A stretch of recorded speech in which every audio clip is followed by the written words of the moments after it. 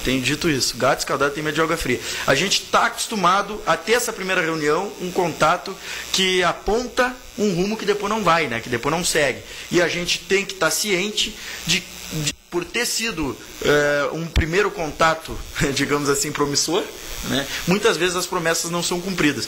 Então a gente vai ficar alerta sim, a gente tem nessas reuniões que a gente vai especificar daqui a pouco, elencamos pautas específicas, né, de cada setor, e a gente vai estar alerta, vai estar cobrando que essas pautas, que as promessas feitas durante essas reuniões, que elas avancem na prática. E infelizmente, gostaria de dizer que infelizmente, nós não ficaríamos surpresos se isso não viesse a acontecer, porque é o que tem ocorrido das outras vezes. O que eu quero dizer aqui? Não, se algum secretário está nos assistindo agora... Se não está, eles gravam e assistem depois. Exatamente, se vai nos assistir depois... Bueno, o que eu quero dizer aqui é o seguinte... Não adianta pensar, pô, mas o SIMP então não confia na gente. Olha, é complicado... Já falei, né? Gato escaldado tem medo de água fria. É complicado. Nós falamos para eles mesmo. Falamos, nós tentamos deixar isso claro para todos os secretários. Dá cheque em branco, a gente, digamos assim, não cai mais nessa, né? Não cai mais nessa.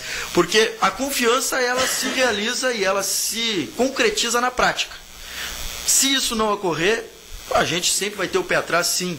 Né? E a gente espera, está enganado, que esse pé atrás acabe pelo menos indo para frente e que a gente possa caminhar, possa avançar. Mas até esse momento a gente fica alerta e fica alertando a toda a comunidade pelotense, em especial a categoria, de que não se iluda. E que o primeiro contato foi bom, se nos perguntar, olha, realmente foi bom.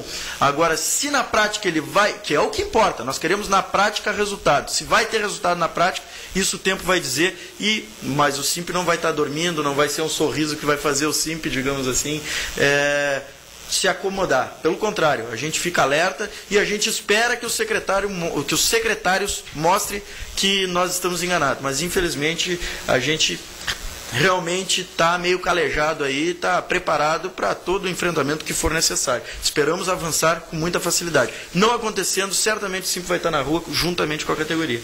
É verdade. Quem entrar no site do SIMP, já para entrar também... Acho que vou começar pela última reunião, né, talvez de uma forma mais específica, que foi com a Secretaria de Trânsito. Essa foi a penúltima, né?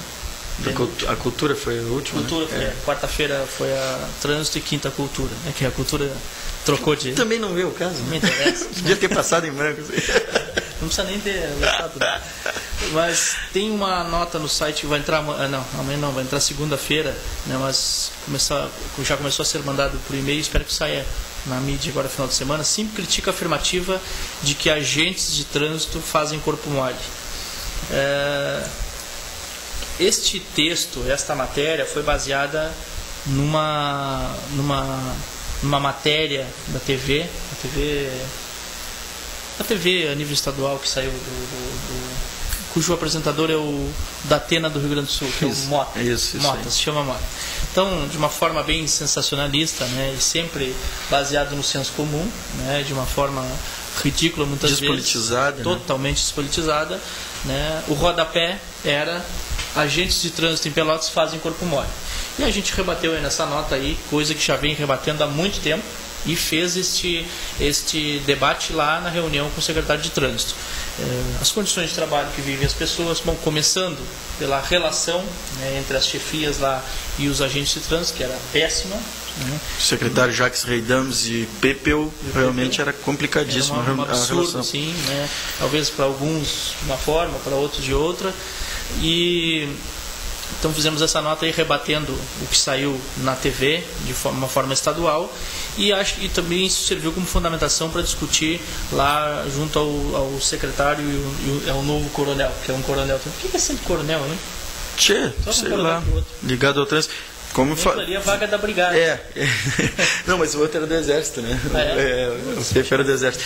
Agora, dizendo o seguinte, né? Como eu frisei ontem na rádio, e já falei aqui também, é a primeira relação, mas esse parecia mais aberto, o Valdoir realmente parecia mais aberto, né? E como a gente falou, todo respeito aí à Brigada Militar, que cumpre um papel importantíssimo na sociedade, né?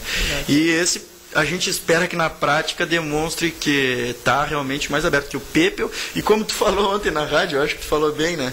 É que também eles já saem em vantagem. Ser comparado com o Jacques Reidanos e com o Pepe, eu já saio em vantagem, né? Já sai ganhando, já. Mas tratamos ali do tema de um agente de trânsito que foi preso, né, alguns, talvez meses atrás, pouquinhos, 2 meses atrás, um agente de trânsito que foi preso, o caso do Gabriel Maino, que era delegado sindical, foi exonerado, segundo a prefeitura, mas não saiu em nenhum veículo oficial. Não foi publicado, a exoneração não publicada. Exoneração não oficial. Faz 6 meses que esse servidor não recebe, não trabalha, porque a prefeitura o considera exonerado, e está um debate aí jurídico, com referência num debate que se sabe que foi bem político, né, a forma as próprias irregularidades, né, no caso do Maino, em relação ao seu estágio probatório, que serviu como referência para surgirem outras irregularidades, muitas na educação, mas em todas as secretarias onde tinham saúde também, onde tinham servidores em estágio probatório, de pessoas que não têm nada a ver com a sua chefia imediata e assinam ali como chefe imediato e muitas vezes dando avaliações negativas.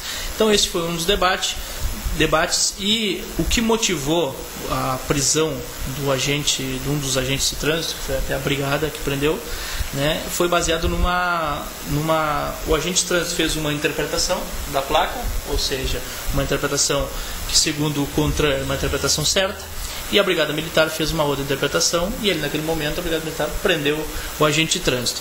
E dia 17, ontem à tarde, hoje são 18? Foi hoje. Ontem à tarde, às 14 horas, a prefeitura lançou, a Secretaria de Trânsito lançou uma nota dizendo que a Secretaria de Trânsito tem prazo estipulado até 28 deste mês para que sejam retiradas todas as placas indicativas da existência de estacionamento oficial.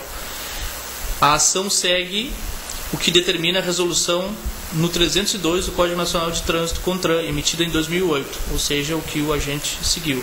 A referida resolução dispõe sobre as áreas específicas de estacionamento em via pública e acaba com os estacionamentos oficiais, ou seja, na frente da prefeitura podemos estacionar a partir da retirada das placas, porque antes sempre era um risco. Né?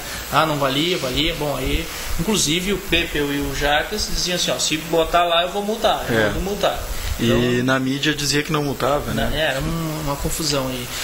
Conforme acordo firmado entre a Prefeitura e o Ministério Público, o prazo para a retirada das placas indicativas de estacionamento oficial encerrou no dia 10 de fevereiro. Mas o Ministério Público, a pedido do Flávio Gastot, que é o secretário de Trânsito, prorrogou o prazo até o final deste mês. Já o prazo era 2008. 2008, Ontem eu brincando, as cartas chegavam a cavalo, demorava tanto para a informação vir, né? É verdade. Levou de 2008 aí a 2011 e ainda precisou de mais 10 dias. É isso, né? É isso aí. Mas eu acho que isso aqui é uma referência interessante, né, para todo o processo de inquérito administrativo que vai ser aberto, ou esperamos que já tenha sido aberto dentro da Secretaria de Trânsito em relação ao caso desse agente que foi preso. Assim, numa reunião com a Brigada Militar, também o coronel da Brigada Militar? O comandante, eu acho. O comandante da Brigada Militar disse que vão abrir também uma sindicância na Brigada para apurar o mesmo caso.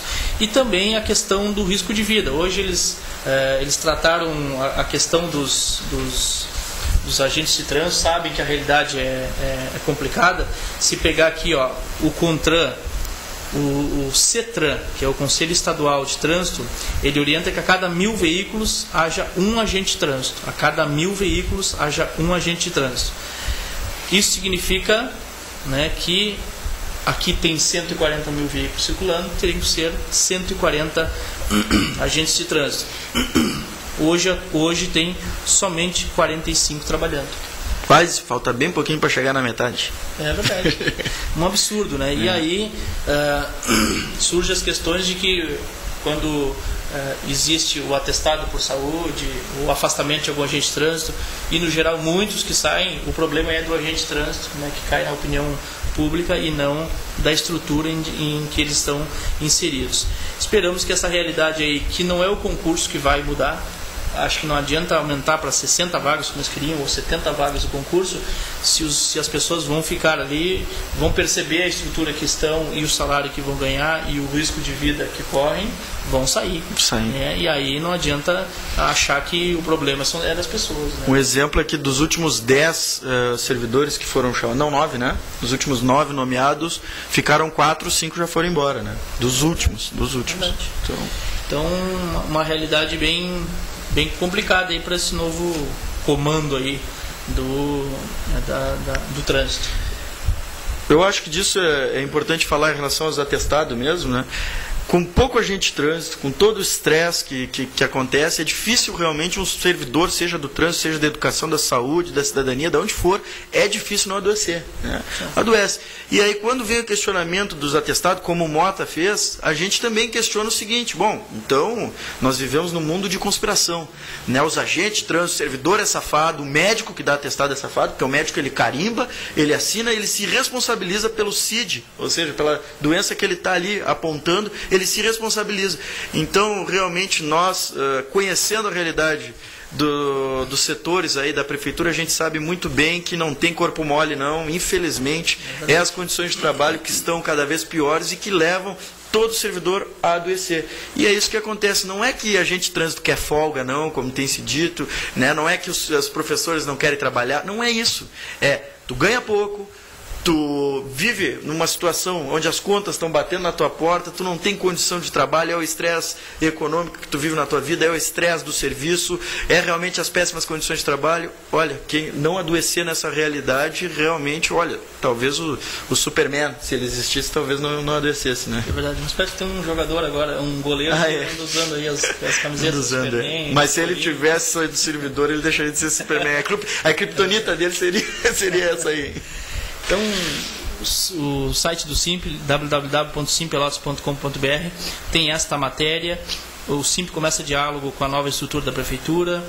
SIMP, o posicionamento do SIMP em relação à demissão dos aposentados do SANEP, pode ser um ponto aí para a gente falar sobre ele após a gente fazer um intervalinho com aquele videozinho, o segundo videozinho, e o crédito na imprensa e mídia oficial do SIMP, que a nossa mídia oficial é essa que aparece na tela, mais o nosso programa de rádio, programa de TV, os diretores do SIMP.